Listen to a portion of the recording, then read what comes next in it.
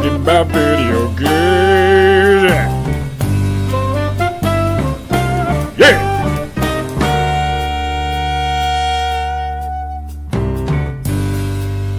Hello and welcome everyone to the Donkey Kong Artist Video Game Podcast. I am one of your hosts, Patrick Shanley. Joining me, as always, are my two best friends ever, Edmund Arnold and Collin Codega. How are you guys doing? Doing well, Pat. Thank you. I appreciate it. I'm doing well.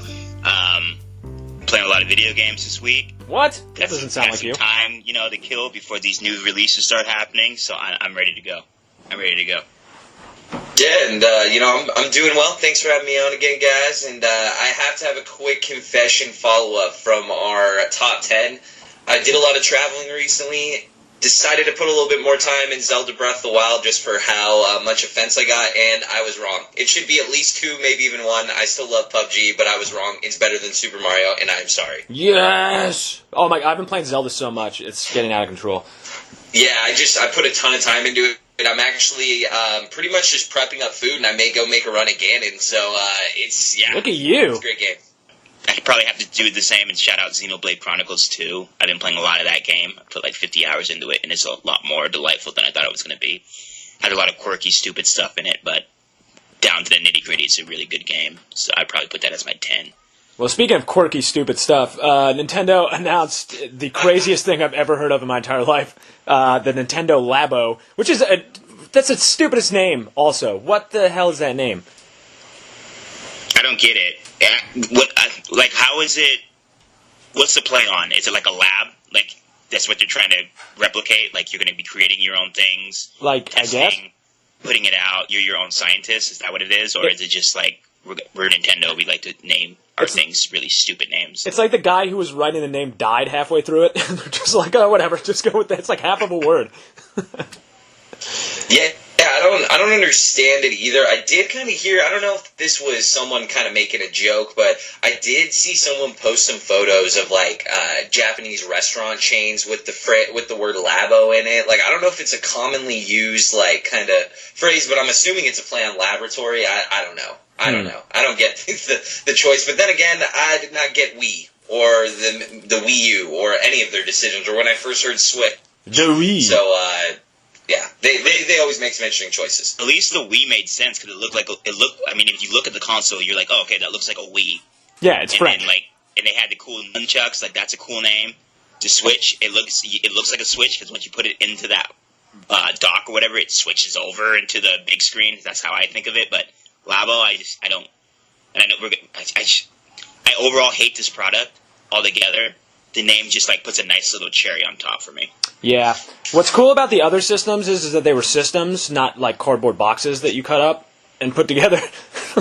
Well, who came up with this idea? It's insane. I like it. First, I'm going to start with that because I know that you guys have different opinions. At least Eddie does. I think it's innovative. I think it's cool. I think it's like getting kids into like building stuff, sort of like Legos. But they want you to spend $70 to $80 on cardboard. Yeah, I don't know. I'm actually in the camp with you, Pat. I think this isn't intended for people like us. For the three of us, this is not targeted at us. I think the Switch is a little bit, the sales have been fantastic, but I also think it's a heavier, less sturdy model than a 3DS. So I think some parents have not gotten over the line to buy it for their small kids. But the Labo is actually something they can play with their kids. They can actually like monitor what they're doing, and it also goes into the craze of like building with Minecraft. It also kind of takes in kind of a Lego-esque side where you're following instructions on the Switch. Like I said, I won't buy it, but I think it's a great idea, and I'm excited to see where they'll go with this. What will be the next iteration or the one after that? I think that's going to be where it may bridge the gap where I may want to purchase something like this. But hopefully it's not cardboard. But my issue is like you've done this before with Skylanders, you've done this before with your Amiibo, like you've done these type of innovative things. Build on that, you know what I mean? Like, why give us an actual toy? Give kids an actual toy. Why are you giving kids cardboard? I think the toy market, though, that doesn't work. They failed. It hasn't worked. I think that's why they're going to this. Amiibo is the only action figure that's actually, like, of that playset. I don't even know what that model is called.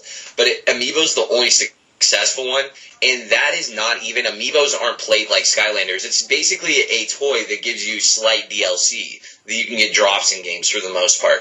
And I do think that this is a step outside because they saw that Skylanders failed, Disney Infinity failed, all these different toy games have failed. So I think they're going into this new market where they're like, hey, let's try to go to the Minecraft style. Let's have it where a parent can sit there and build with their kid. Now, also I'm wondering if they're like, hey, we can cash out because when someone rips their cardboard, they're going to have to buy a replacement pack. Or do people just go and get a pirated copy and build their own cardboard? That's even more creative.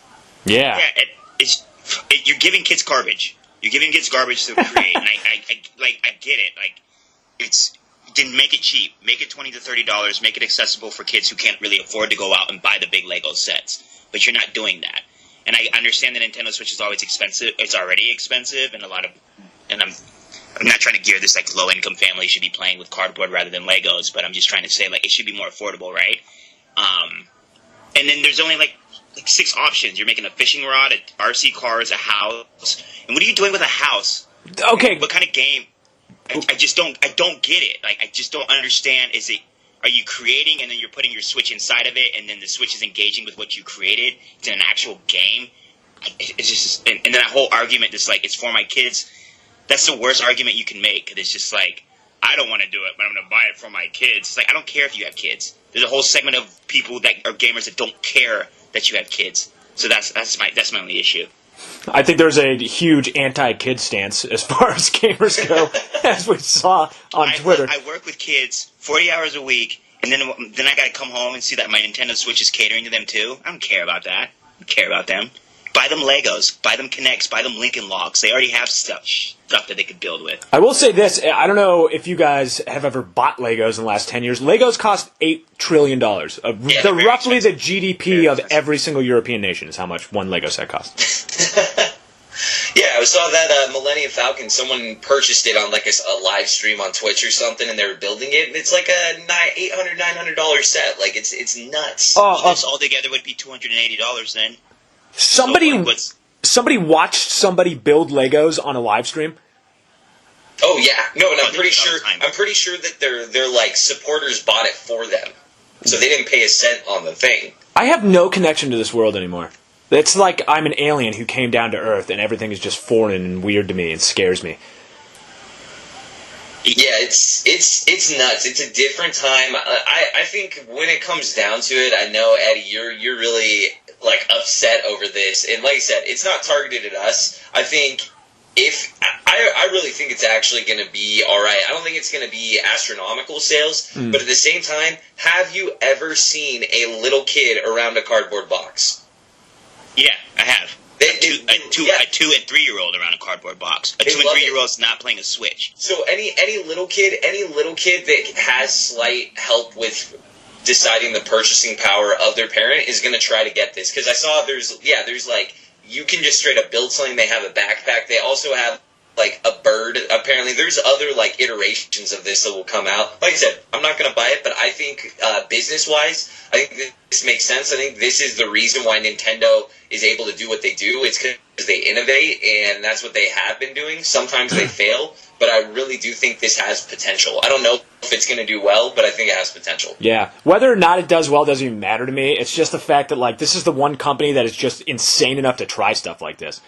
I don't know. I commend them for that. Like, just to be that, like, innovative and gung-ho about, like, new ideas. Like, Microsoft would never do something like this in a million years. Yeah, but why would they need to? Well, they're getting their ass kicked, though. Like, they're so far behind the other two. So they're going to put a cardboard box and sell it for $80 and then call it innovation? If it works! I'm scared that this is going to work. I'm scared that you dumb parents are going to go out and buy their dumb kids cardboard boxes to build with. And then all Nintendo's going to be like, we're making a lot of money on this, so let's like scrap the Super Smash Bros. That we have in the corner. Let's focus on making like a cardboard frog that people can play Frogger with or some bullshit like that. I don't want it to take off and then the trend be like, look at Wii, look at motion controls. Wii came out and then PlayStation, Microsoft, they all put a bunch of money in the motion controls. Where is that now? It's non-existent.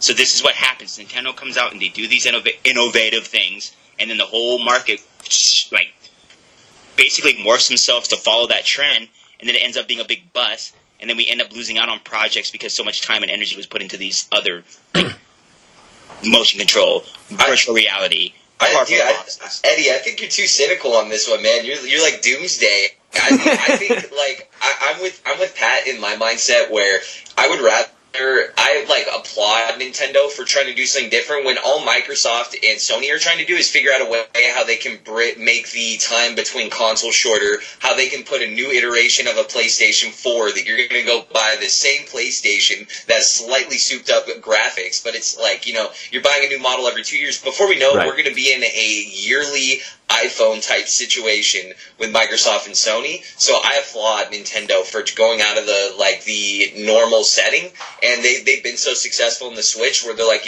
we can afford to take some risks now because we're financially sound with how well the Switch is doing compared to the Wii U. Right. Well, let me ask you just this simple question: when the Xbox One X was announced and when Labo was announced, what had a bigger reaction online? Like, the Xbox One X, people were like, oh, neat, like a slightly more powerful Xbox. That the only people who would even notice that difference are, like, hardcore gamers. Whereas the Labo happens and, like, if I had a grandma, would be like, oh, my word, look, it's a cardboard box. Nintendo stands, Nintendo fans, and I consider myself to be one. This is why I'm so upset with this. They are so forgiving of Nintendo. And they're constantly just like, yes, do it, you're fine.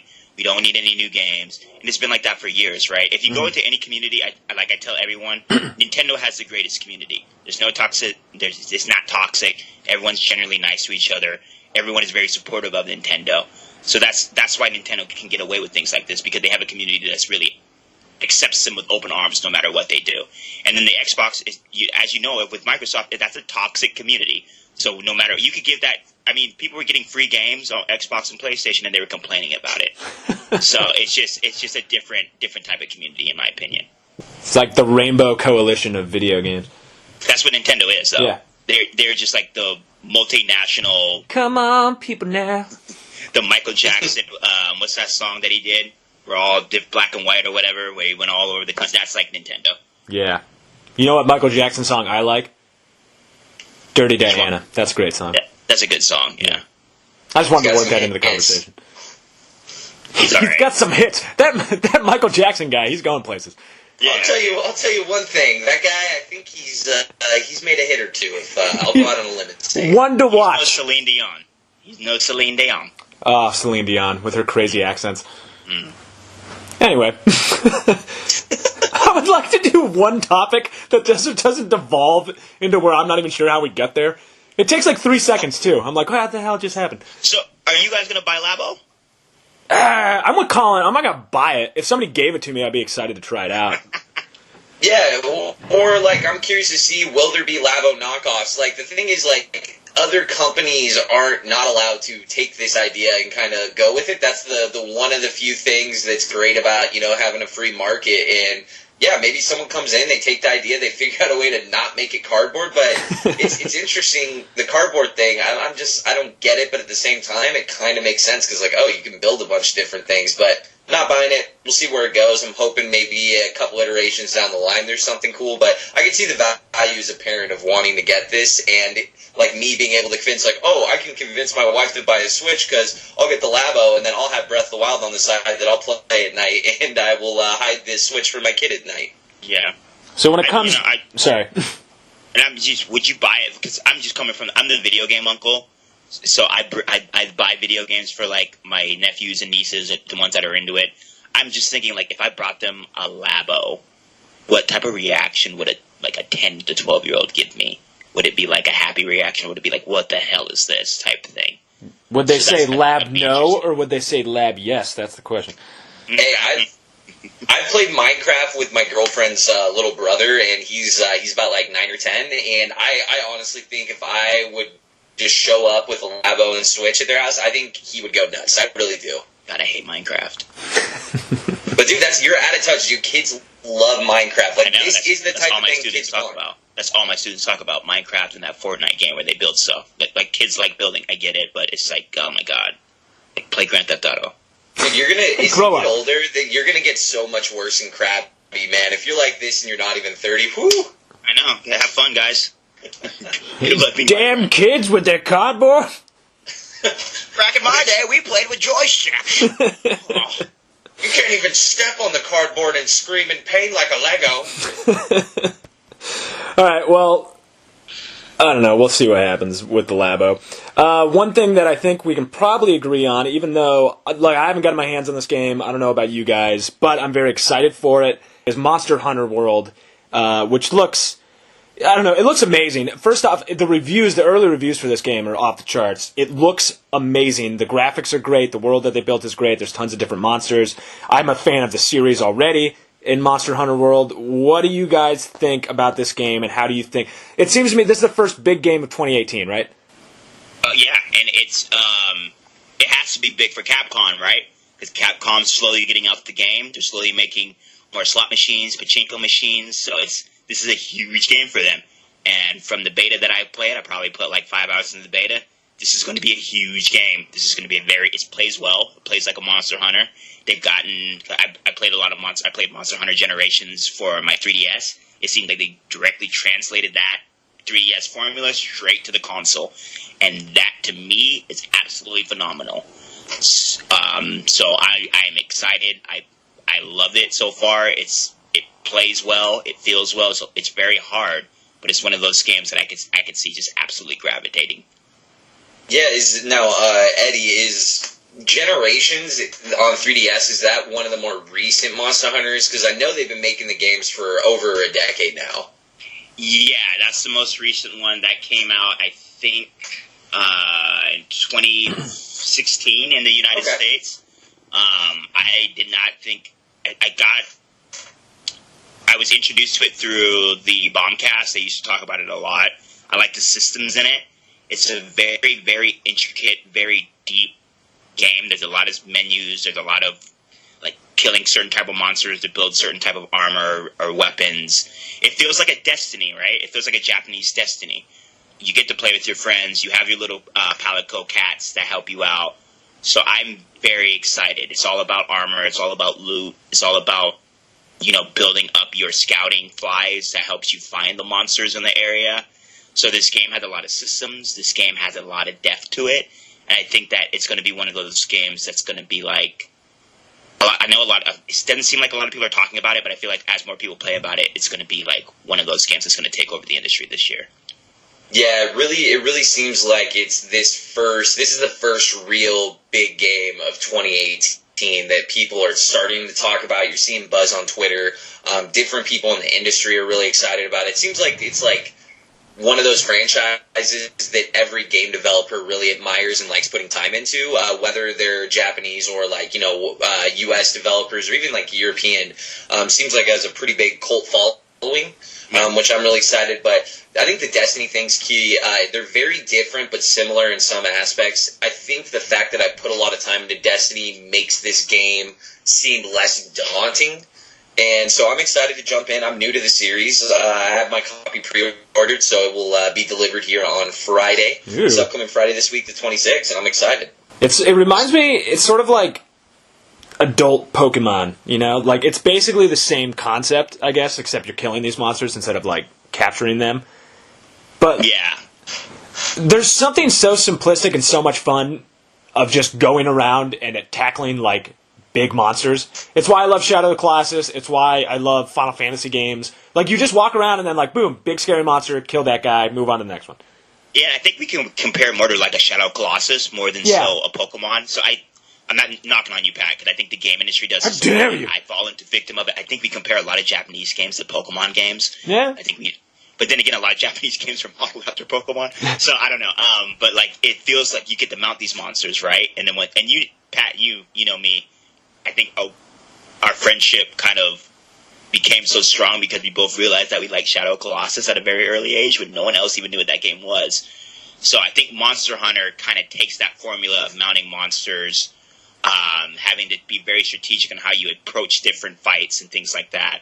And I think it really expands on it to the point where it's just like you have to kill certain monsters to build certain gear. And it's just, I feel like if you've played Destiny or if you played those type of loot grind games, you would love this type of game. Especially if you're like in the Demon Souls, Dark Souls, Bloodborne, that type of stuff too. Yeah, I feel like they also did, which I'm sure, we may get to later with talking to the Monster Hunter guys, but I really think there's a subtle switch to make it slightly more geared towards a Western audience. I think they really are looking for that smash hit that's going to be played across the world. And I believe it went from prior Monster Hunter games were more zone-based maps, so, you could just load into a zone.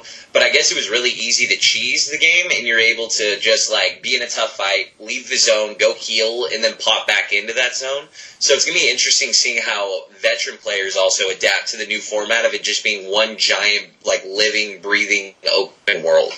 Yeah, and a big part of these games is, chasing after the monster once you've defeated them. So I spend, most of my morning chasing after a monster. So in that regard, it feels real, you know what I mean? It feels like you're actually hunting monsters. Like when they get weak, they don't try to attack, they get stronger and then they run away from you. You have to catch them. So the weapon varieties are amazing. I usually played in my 3DS, I played with a lumbering sword that took longer times to charge up. Now I'm playing with more of a staff that's a lot faster. And I feel like I'm really finding my game the way I want to play already, which is very exciting for me, especially since this game is coming out Friday. Well, here's a huge question, right? And we talk about single player experiences are going down, which isn't true, but people talk about that all the time. More than that, it seems like every game is becoming an open world game. So are we getting away from linear games? Is this what we're going to be seeing more of? Because even traditional franchises like Zelda are now moving to open world. And I like it, I do, but it's daunting, especially how am I supposed to play 3 open world games at the same time? That's insane. It's too much, it's too big.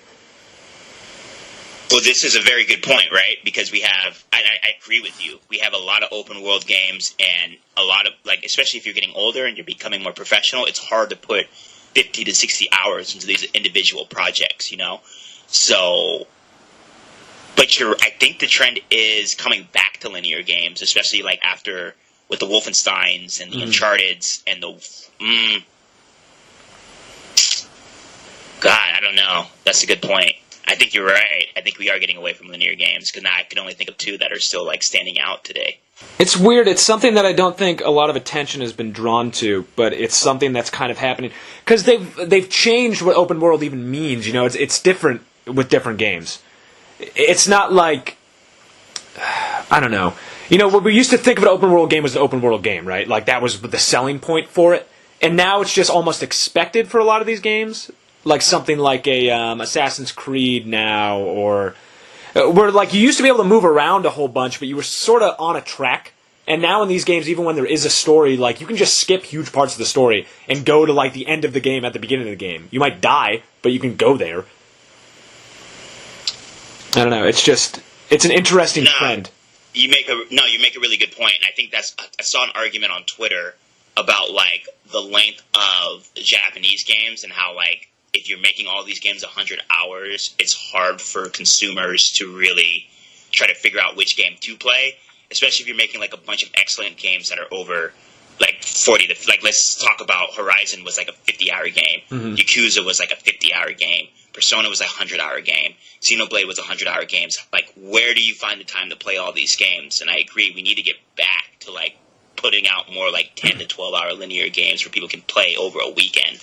We just don't have as many of those anymore. Right. Well, now, does it... Sorry. Oh, go ahead, Pat. Well, here's a huge question, and I'm sorry, this might derail this conversation and move into a different track. But what's funny to me, let's say I work for Sony, right? And I'm one of the Sony people, the PS4 people. If I'm getting games delivered to me that are going to take an hour and 150 hours to beat, that means I'm going to sell less other games, right? Because people want enough time to do it. So I wonder if there's pushback actually from the higher-ups.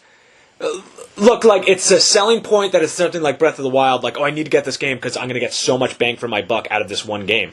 But it's also, if I'm the bigger company on top of that, I might be buying less games because I'm still playing Zelda. See, the thing is, though, Pat, I think you are wired a little bit differently than most consumers who buy video games. You are one of those people, you sit down, you focus on that game that you're playing, and you're not going to, draw your attention to another game pretty much until you beat it. Now, for myself, Edmund, and actually the majority of gamers, because that's the thing, I think the most profitable thing to do, and it kind of may even bleed into our next topic a little bit. I think that these video game teams feel pressure to provide the most value, the most bang for your buck for gamers, and that's what a lot of people get angry about these days. Oh, there wasn't enough content. There wasn't enough collectibles. Oh, I didn't feel like I spent $60. I should have had 60 hours. Now, most people will never even beat the game, but I think consumers just want to know and feel good about their purchase being $60 and that there's a ton of content in the game. I think that's what it comes down to, and I think it also puts a lot of strain and stress on the work-life balance of some of these people in publishing, actually developing the game, marketing the game. So it's a really interesting ecosystem, I think, between all people involved right now. Is that going to cut down on kids who want to do video games as a career, I wonder? Because there was that great New York Times piece a little while ago about how video games are killing the people who make them. Now there's... we can get into the next topic now, I guess, if we want, but with this guy, David Cage, from Quantic Dream, who is just a crazy person, like a Weinstein-level crazy guy. Yeah. With all the sexual harassment stuff and how he abuses employees, and like they would call him God and the Sun King. Like, it's insane, all this stuff. So I wonder. And just to give a heads up, David Cage is the lead developer behind Quantic Dreams, and Quantic Dreams has come out. It's going to be releasing Detroit Being Human this year, and they are also behind games like Heavy Rain and I believe Indigo Prophecy. Right, so good games and a highly anticipated game in Detroit. I mean, I've been looking forward to that game. I remember tracking it last year, trying to get to talk to these people. This is what's crazy for me personally, right, is that I work in an industry where I talk to a lot of these people, right, and I don't know them, but I speak to them. So I've met some of the people that I've written about that have been, embroiled in a lot of this sexual harassment stuff. So it makes it bizarre because you kind of feel guilty by enabling these people in whatever small way I do that, because they make things that people care about and that I care about. I don't know what their personal life is like. I don't know what they're doing to their company. So I think I may have reached out to David Cage's company late last year for a possible interview about Detroit Being Human. And now this is happening. So A, I don't want to talk to David Cage. And then B, I guess I'll talk to David Cage for the newsiness of it. But and then B, I worry about the game. What's going to happen to the game now? And what this does to an industry as a whole, and for kids, what's the impact on a 10-year-old, a 12-year-old, a 15-year-old who is thinking about doing video games, and then these types of stories come out? Like, oh, working on video games makes you want to kill yourself. You're going to work with a lot of crazy people. You're never going to see your family. Does that hurt the industry? I think it does. Absolutely. It hurts it.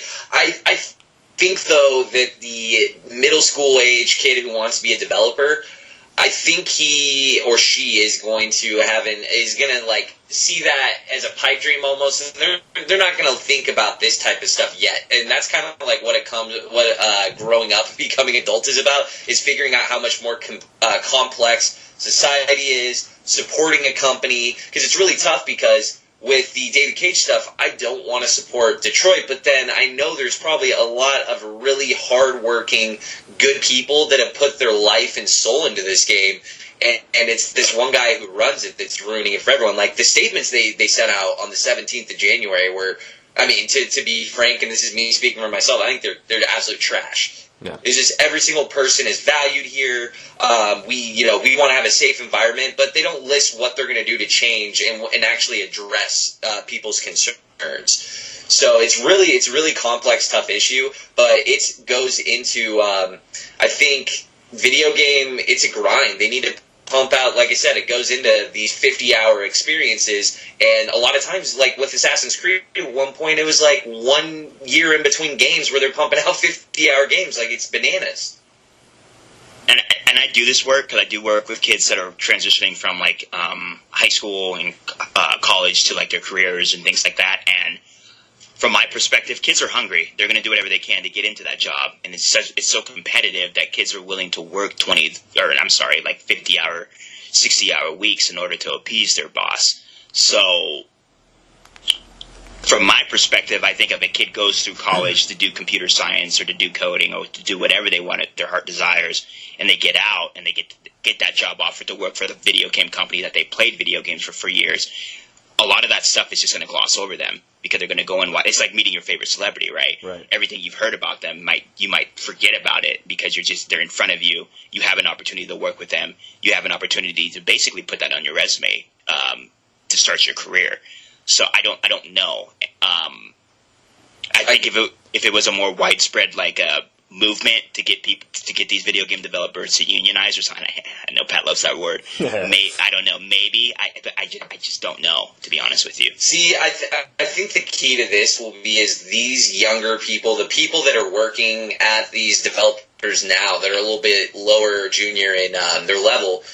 I think the key comes down is these people need to sit there and think to themselves, okay, do I want to stay in this industry? Is there another industry where I can have a better work-life balance? Or two, what can I do to change it? So I think we will see a lot more, one, probably, female or a little bit more diverse people actually trying to create their own publishing, developing companies that are younger, maybe more millennials, maybe a little bit older than that, or the 15-year-olds now. And I think that's where you're going to see the change, because a lot of these companies start with a bunch of, this is me painting with a broad stroke, but these companies with issues, it's probably a bunch of bros who they get together, it's all their friends, and they have like a kind of a joking kind of frat-like vibe, and then eventually more and more levels of the company get built out, and their vibe kind of gets pushed down on everyone else, yeah, and it starts making people feel uncomfortable. I think that is the most real take. Nobody ever says it that way, and I don't know why, it drives me nuts. I think you hit it exactly on the head. It starts off with it's a bunch of buddies like working together, right? And then when a company starts to build and there's a lot of people that like you don't know intimately, like when you started this business, you can't be making those types of jokes and doing that type of stuff. And even being said, I'm not trying to look what this guy did. Apparently, allegedly, he has pictures of people in sexual positions with homophobic and racist slurs. It even said even made up to look like Nazis is one of the quotes. That's unacceptable, even like with your friends. That's craziness. I don't know why you'd be doing stuff like that. But it's absolutely unacceptable when you're running an actual company and you're paying these people salary. Because they always talk about this, right, if it's an abuse of power. But if you're somebody's boss, you cannot speak to somebody who is subordinate to you the same way you would talk to your friend who you started your company with. Absolutely not. It just doesn't work that way. No. And we're seeing a lot of this. And I think that can be true, and you can say that without trying to make a scapegoat for these people. I'm not trying to say this as an excuse for the way these people act. I'm just trying to... This is, to me, one of the main reasons why this type of stuff is happening. It's because you started something that was casual and never changed your attitude or the way you worked with other people as it got bigger and bigger and bigger. And you are treating people who work under you, whose paycheck you signed, as somebody who, like, you drank beer with in college. Yeah, absolutely. And I also want to point out that, like, these employees, you need to realize that your manager is not your friend. Right. They're never going to be your friend. They're using you for labor, essentially. So when you go in there and they're asking you to work these 50 to 60 hour weeks, you have to put your foot down. You have to say, like, I don't remember this being in my job description. Mm-hmm. You have to unionize. Like, you have rights as a worker. And don't let these employers and I tell my kids this all the time, don't let these employers put a foot on your neck, because they'll continue to put pressure on it.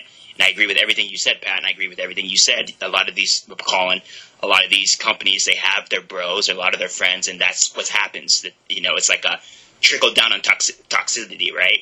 And then the point where someone finally speaks up, and then the whole thing gets derailed. Right.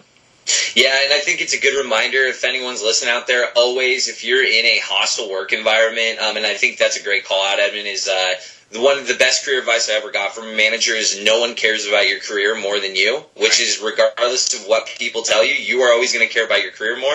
And I think it's important that you always keep receipts. You have this dialogue. You do it over email. So that way, if eventually it does hit a breaking point, you have all this evidence. Because I've seen this in the tech world. This isn't just video games. Like, no. I hear about engineers in San Francisco that work nonstop all day, every day. Customer service reps, like it's across the board. And it's all a balancing act. But, a lot of these developers, if you're at a hot company and you got 6 other people that are waiting outside the door to take your job, it can be a tough battle. Yeah, and that's exactly it right there, is that these are high-profile jobs. They are desired jobs. So if you're young and it's your first one, it's really hard to speak up. I talk about this for myself from personal experience, because I work at a well-known publication. It was a coveted job. It was hard to get. And it's scary. It's a hyper-competitive field. I would imagine video games are the same thing. Journalism's like this. Tech is like this. There's lots of different companies like this. And it makes it daunting for you to stand up for yourself, because you never want to be seen as the person who's like, You don't want to be the problem child. You don't want to be the person who's like, oh, well, everyone else is going along with it. Right. And it's nice now to see that a lot of people are standing up to things and pushing back against it. So maybe it will be different for a 15-year-old kid now when they're my age. Maybe the culture will be different. I don't know if it will, frankly. Maybe I'm cynical in thinking that. I don't think you can just... I think some of this is a bit of human nature, which scares me, but I think that might be true. I think that people in power don't always abuse power, but I think that there will always be people in power who do abuse power. I don't think everyone does it, but I do think that there will always be people who do it. Like 89.9% of people do it. I mean, honestly, especially to young workers, man. Right. Like, especially young. And like, think of the three of us as a good example. Like, all of us, I guarantee you, when we first started, we're working 60 to 70 hours a week. Like, staying until 7 o'clock, going in at 5 in the morning, staying until 7 o'clock. Because that's just what we were told to do. You have to work in order to make it. And you're right, Pat. I don't know if the system's going to change in a short 10 to 15 years. I mean, that's why you just got to, like I said, I'm hopeful in the fact where I really do hope people will find the means to start their own companies, make it a little more diverse. So to be frank, so it's not just a older, 40 to 60-year-old older white guy club, because that's what it is right now. So, yeah. And I'm not saying that it has to be diversity hires and stuff, but it just literally just got to get a mix of people and perspective in there, and I'm hopeful in the fact that maybe some of these people that are sitting here and watching, or they're off to the side watching, can take this in and be like, all right, let's create a positive culture from the ground up and start it when you start a company and really just build each Lego on top of that, where it's keeping that tone. So there are companies who do that I know there's a lot of smaller developers and stuff like that where I think there is that out there. So that's one thing I do want to call out is, I feel like someone could sit here and listen to this and think that it's doomsday where every developer is terrible, right. But there is a lot to talk about in this, though, right now. Yeah, that's absolutely true. And like you said earlier about, like, free market, like, this is much easier to say than it is to do, but you are free to go and start your own company, which is nice. You have that option. You can start a podcast and hope to God that it goes big so you can quit your job and be a millionaire. And build Legos on Twitch all day. Yeah. But you're right though. But that's the thing that we're seeing, right? Especially with this younger generation, they don't want to work for anybody. Like that's right. why label is so big. These kids want to create, right? And we're seeing it with YouTube stars. We're seeing it with Twitch. We're seeing it with Patreon. Like a lot of these people are like, I'm not doing this anymore. I don't want to work for anyone, so I'm going to make my own company. And some of these people are successful. And I'm on the fence. I don't know if it's a good thing or it's a bad thing, but right. We'll see. It's a weird section of where we're at right now. It is. I mean, a good call out really quickly will just be the kind of funny games crew. I mean, they were working at IGN. It seems like to me, from just what I've read about it and everything, they didn't agree with management all the time at IGN. There's kind of been some toxic reports coming out about how they run their business. So they're like, Greg Miller and all those guys are like, we have followings. We have a brand already. Let's just go and create our own thing. And they've been super successful doing so. But also, for every success story, there's probably 10,000 failures. So it's a really tough thing to actually be successful and be able to go ahead and support yourself when you're just creating content, quote unquote content. Content, the mythical content that floats out there. Got to catch that content. That's right. Well, this is all really interesting stuff, and I apologize for anyone listening if this gets a little bit off of video games and is a little bit more serious than the fare that we normally talk about. But these are things that they deserve to be talked about. I also don't think that there should be an age limit on this. I'm not sure what our listenership, how they skew in terms of age, but even if it's younger, these are interesting things and important things that you should think about even if you are a teenager. I mean, if you're going to go spend $60, I think you should kind of know a little bit of what you're buying into, so I think it's important to think about. Yeah, absolutely. Speaking of money and the making of it, Overwatch League is doing pretty good. How about that for a segue? Zablam! That's why I should be a millionaire, right there. You're on fire today. Thank you. Thank you. I'm very good at it. The Overwatch League debuted last week, 2 weeks ago. Depends when this is released. And it did a lot better than I think people were thinking. Okay, that's not fair. People who watch esports probably it did the way they thought it was going to do. I was surprised by it. Here's a crazy headline that you might have seen. The Overwatch League outperformed Thursday Night Football in its opening day live stream. That is insanity to me. Here's the real question. Sorry, Pat. Mm-hmm. Did anyone kneel during the national anthem. Was there a national anthem? I don't even know if they played the national anthem. Do they pray? Like, what's going on here? You got to say the national anthem before you start a game. Are they American? Come on now. Colin Kaepernick just goes around to different leagues and kneels for national anthems. Yeah, I was actually watching the Overwatch League, and all of a sudden I saw him in the background just kneeling in the middle of the game. I don't even know why he was doing it. Kneeling and saluting. Anyway, first off, did you guys watch the inaugural Overwatch League matches? And then B, is this what you expected it to go out of the gate from? Because it seems this is going to be a real thing. It's going to be, it already is, but it's going to get bigger. So this is it. Get ready for it. Esports are real. I didn't watch it. that was a quick answer. I didn't watch it, but I'm happy to see it do well. And whatever. There's always new avenues for sports. I don't think that sports should be dictated to a certain like ball and whatever. But I didn't think it was going to do this good. I'm kind of like laughing at it, but. Yeah, I mean, the fact that Blizzard was able to, I guess the report, I don't know if the financials have been updated, but it looks like they were reported to have signed a 2-year, $90 million deal with Twitch to broadcast the live streaming rights. So, I mean, I didn't watch it. I'm not crazy into esports.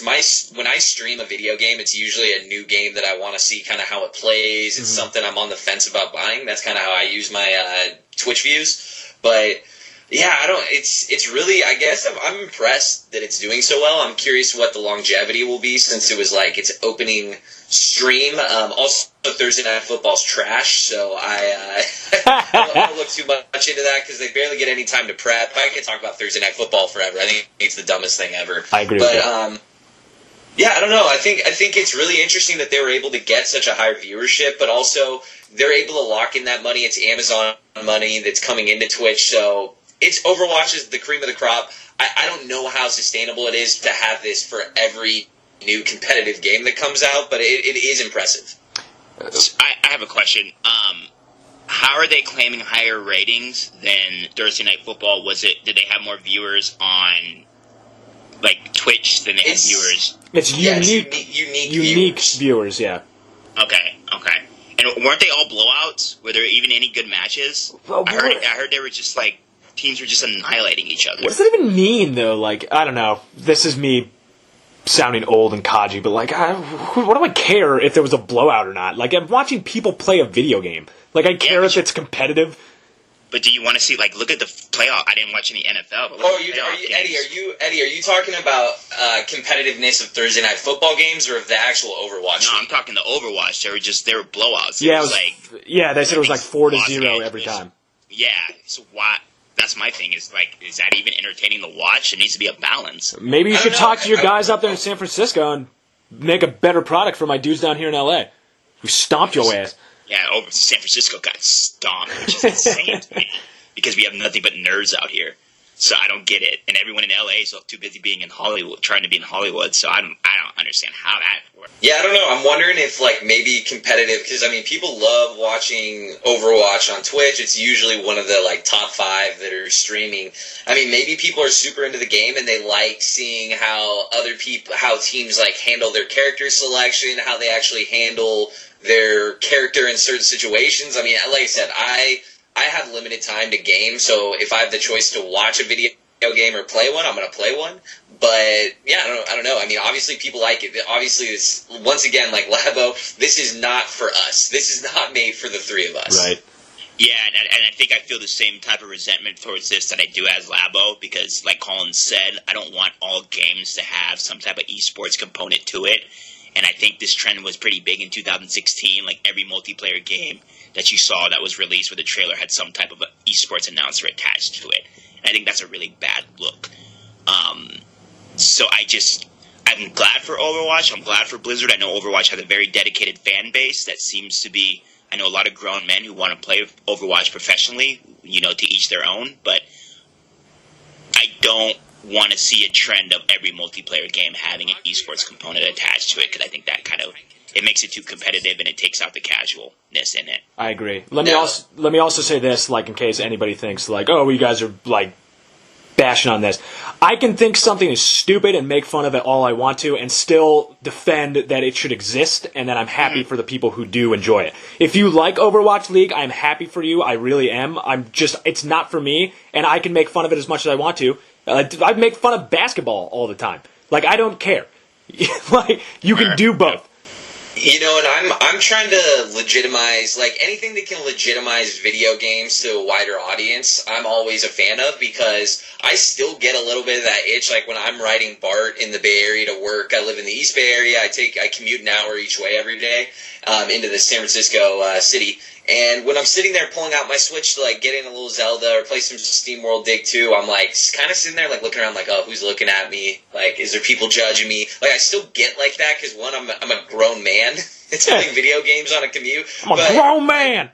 But it's crazy, though, like, I feel that, but then also people come up to me, like, little old ladies will be like, oh, that's so cool, what is that? And, like, they'll ask it, and they're like, oh, I would love to have that. Like, I commute all day. Like, it's kind of interesting. You're seeing the change happen. So I'm in favor of anything that legitimizes video games a little bit more to the masses. So that's why I'm rooting for the Overwatch League. I hope it does well. I hope other games handle competitive sports like Overwatch. It's a big part of Overwatch, but there's no actual component in-game besides, like, ranked matches and stuff. It's not like, look at our competitive, like, this is our competitive league and stuff, and there may be some ads for it, but it's not, like, an actual in-your-face. You can still play Overwatch, and it'd be a fun, good time, pick up and play a couple matches. It's true. Yep, well I agree said. with everything you said. Me too. And if anyone who can make money playing a video game, congratulations. Yeah, frankly, I'm jealous of you. I'm not jealous at all, but you beat the system, so go ahead. Go for you. Every time I drive into work, I'm like, oh my god, there are people who are getting paid to hit a golf ball or play Overwatch right now. Yeah, but those guys are like the fun is taken out of the game for me. It's a job, right? So that's why I could never do that type of work, because it's like I like playing video games because they're fun. If it's a job around it, I don't know if I would still enjoy it as much. You're right. Those people who get paid millions of dollars to play games, their lives are really awful. They're hard. They're really hard, dude. They're really, really hard. All right, we're running short on time, so let's wrap this dude up. All right, let's end this week's podcast with a new segment, which we'll be repeating every year from now on, but it'll always be about 2018. What do you want from 2018 in gaming?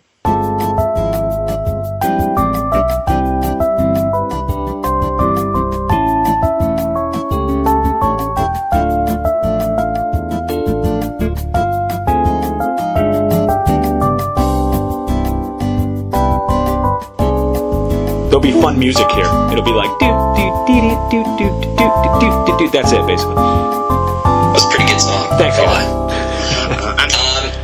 Here, I can go first. I have something on mine pretty quick. So, one thing it's kind of, it's just one hope that something is really good and it comes out, and that's Anthem.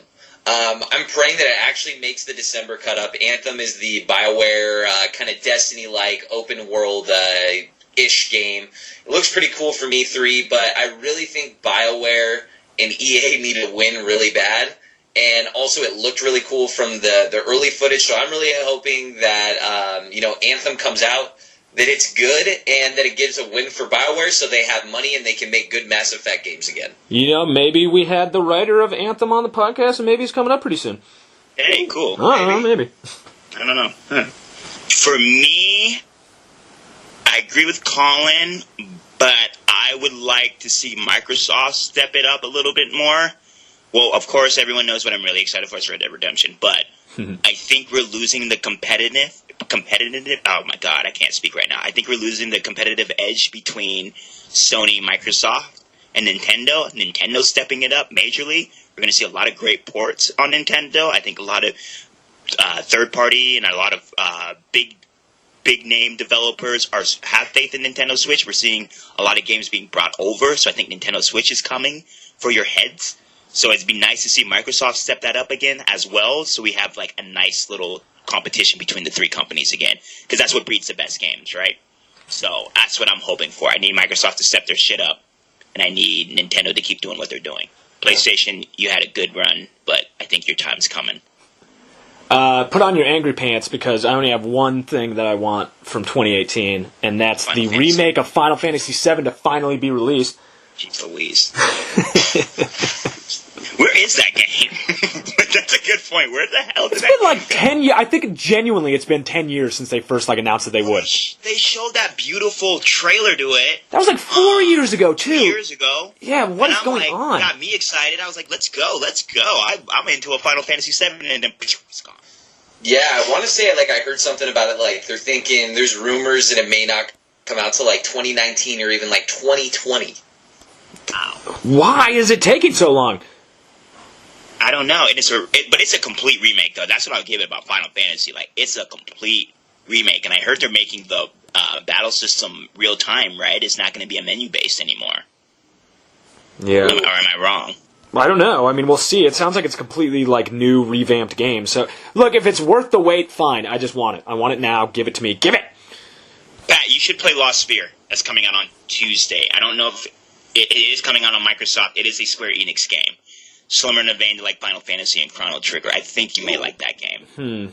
All right. I'm picking it up. I already pre-ordered it, but it's been on my radar for a long time. I'm kind of a rhombus guy, so I don't know if I want to like get into the sphere world so much. Well, dude, you just gotta expand your horizons, okay? Try out some different The shapes. chocobos, I do like chocobos. pretty rad. All right. Like the rhombus, that is my favorite shape, I think. All right. Well, what does the future hold? We don't know, but that's what we want from 2018. So step it up, year. But you know what I do know? Monster Hunter comes out on Friday. Whoop whoop. We got two big games, Lost Sphere, Monster Hunter. I think PlayStation has some like weird little game coming out. I can't think of the name of it, but it's like some doctor adventure, people are dying type thing. Oh yeah. I'll talk about it next week. Metal Gear Survive has a beta out right now, which is kind of insane. There's a lot of stuff going on right now, man. It's a good week, guys. Leave us some comments. Follow us if you don't. We're on Twitter. We're on Facebook. We're on SoundCloud. We're all over the place. Follow us. Share us. Thank you very much for listening, everybody. Yes, thank you. Email us, donkeykongartist@gmail.com with any questions, suggestions, or anything like that. We will be stepping it up this year. Hopefully providing more content. Hopefully we'll get more. We'll provide more podcasts on a weekly, bi-weekly basis. We'll get better, guys. We promise. We love If you guys got it all, hit me up on MySpace. Blam! I miss MySpace. Did that Dragon Ball Fighter Z come out next week, too? I think it's the week after.